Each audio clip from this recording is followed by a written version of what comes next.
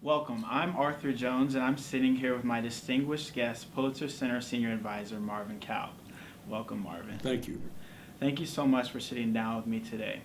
Here at the Pulitzer Center, we have the honor and privilege of hearing your wisdom and your knowledge every day. So I would like to share this discussion with our audience now.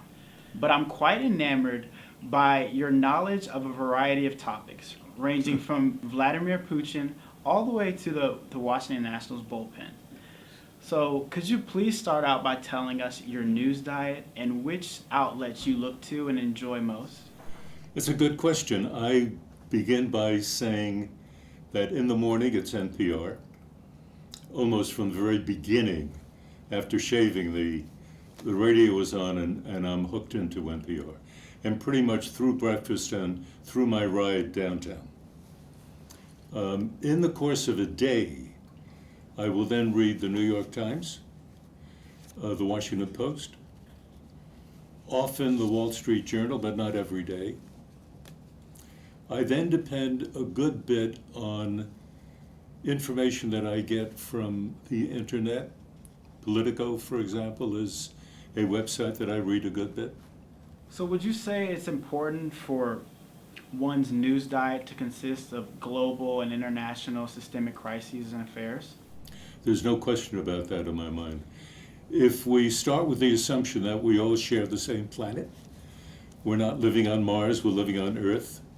And when we live on Earth, what we find is as we can more easily travel around the world, as we are hooked in on social media, but also the more old-fashioned media that I'm more used to, but we are nevertheless hooked in. Everybody is tied to everything else that takes place in the world. As a journalist, I love that basic fact because it gives me a raison d'etre, it gives me a reason for wanting to be interested in what happened in China today, or what happened in Iran today, or what happened in the neighborhood right here in Washington today. And that is the responsibility of the journalist. When you think about it, there is no one else whose responsibility it is to find out what's going on all over the world and to communicate that information to people here. You're right. I mean, so which modern skill is most vital for young journalists coming up? The need for a language. We all speak English here in the United States, but the really good journalist also has a command of another language. Why? Let us say, in my case, it was Russian. That gave me the opportunity of going to Russia and having a leg up on all of the other reporters because I could hear what people were saying and I understood that. So that's essential, a language. Second, some knowledge of history, so that when you go somewhere, you know where you are and what the background is, who are the people running the country. That is another very important aspect. But most important, eyes, ears, brain. If you have eyes and you see things, you have ears, you hear things, and you've got a brain, you can put things together. Those are the essential ingredients for a good reporter going anywhere in the world. The National Press Foundation's Journalism Awards dinner, their tagline was #Journalism Matters. For students, the younger generation, millennials like myself, why do you believe that journalism, especially in international relations, matters so much today? Journalism matters because there is no other way of communicating information.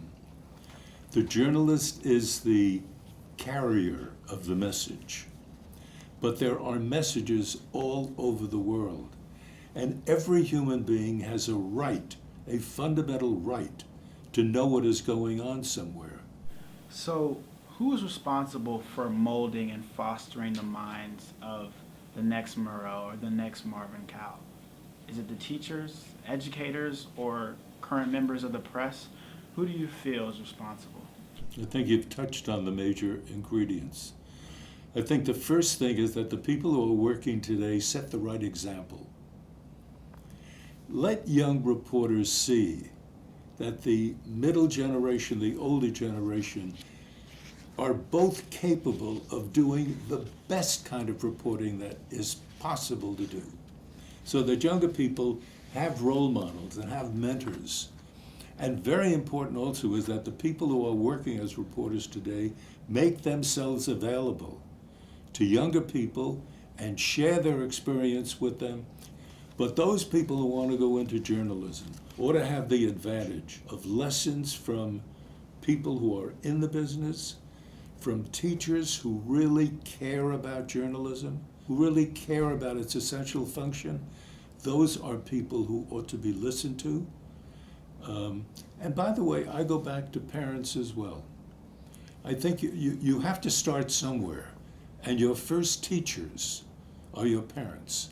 And if your parents are conveying to you the idea of truth, of information, of the value of appreciating what other people think and do, those are the essential ingredients of good journalism.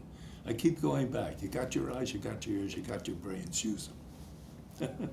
As always, your insight is so much appreciated. Thank you. Thank you. For the Pulitzer Center on Crisis Reporting, I'm Arthur Jones.